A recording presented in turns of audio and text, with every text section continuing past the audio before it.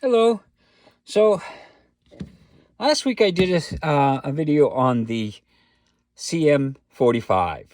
Now, the reason why I had bought that one was because I had bought this one first. This is a CM9, and it's made by Kahr, and it's a 6-shot little semi-automatic. And now I have had zero problems with this gun. This gun is a great gun. And that's why I said, oh, well, this works so awesome. I'll get a 45 caliber.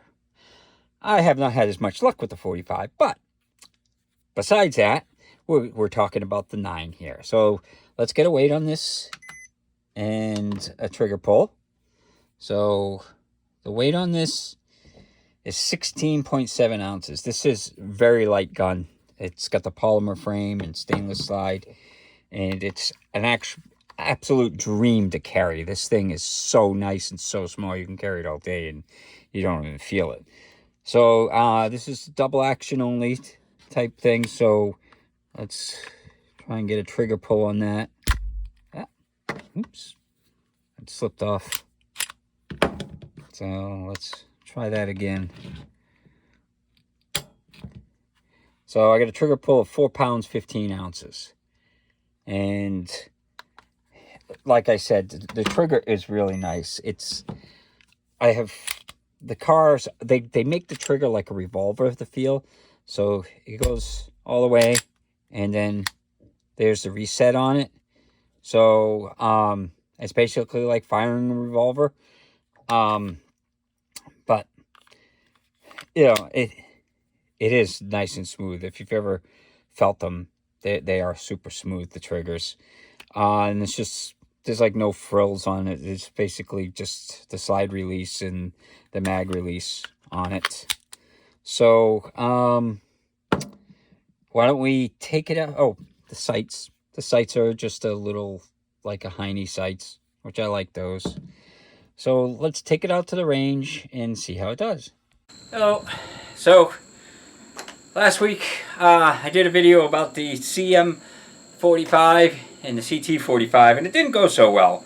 But this is the CM9. Now, I've had great luck with this, so we're gonna shoot this today and see if we have the same problems. But it's usually shot pretty good.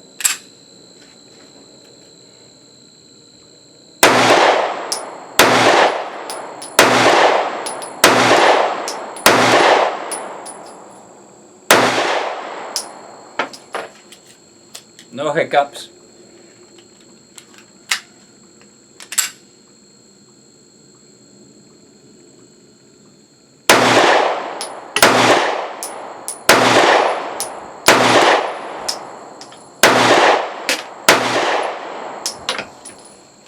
No hiccups at all.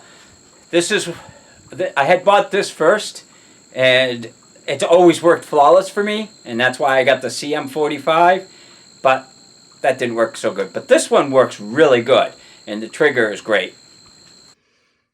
Hello. So as you can see out at the range, it worked great. And I was shooting ball ammo. This is what I was shooting. It's like these 115 grain target loads.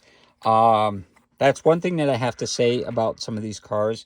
It's got the a very steep feed ramp.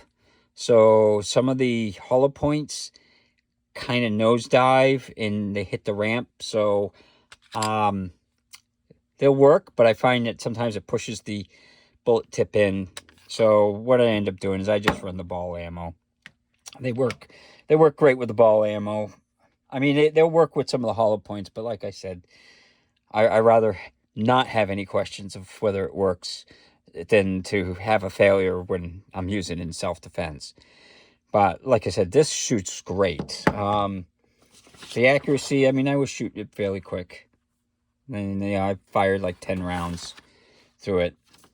Now, taking it apart is, there's a little notch. I don't know how you can see the notch. And there's a notch on the frame too, which is really hard to see. But basically, you pull this back and you push the pin out. So and pin comes out, and then pull the trigger and the slide comes off. Okay, what is it catching? I guess I just twisted it and caught on that. And then you pull the spring out. I wish this was captive. This, because I get this that gets stuck sometimes in there when you go to put it together. And then the barrel just comes out from there. Now, one of the weird things about the car is if you look at the feed ramp, and this may be why on the 45 there's an issue, they cut away part of it, and that's so that way the trigger mechanism fits in there. It's kind of hard to see, but the trigger mechanism goes underneath that part, and that's why they cut it away. So, and it's a fairly steep ramp. But like I said, the 9mm version that I got here works great. I've never had any problems. And, you know, and I didn't even have to worry about the break-in. It was working from day one. So I do like it. It's definitely a nice gun. Putting it back together, you put the spring in there. And like I said, sometimes you get the spring pops out in that little area. And then you wonder why it's not going together. And it's like because there's there's that. And one of the things that I didn't point out, there's metal here. And there's two metal spots there on the gun, on the slide. And then there's some in the front there. And then there's the plastic on that. That's on the PM45 as well. So, like I said, you slide it on.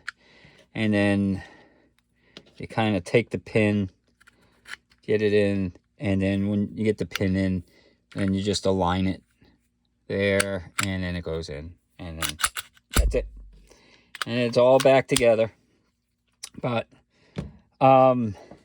it's definitely, they're nice guns. They're small, super lightweight, easy to carry, and they've got a phenomenal trigger on them. There's, you know, most revolvers don't even have a trigger as nice as some of these do.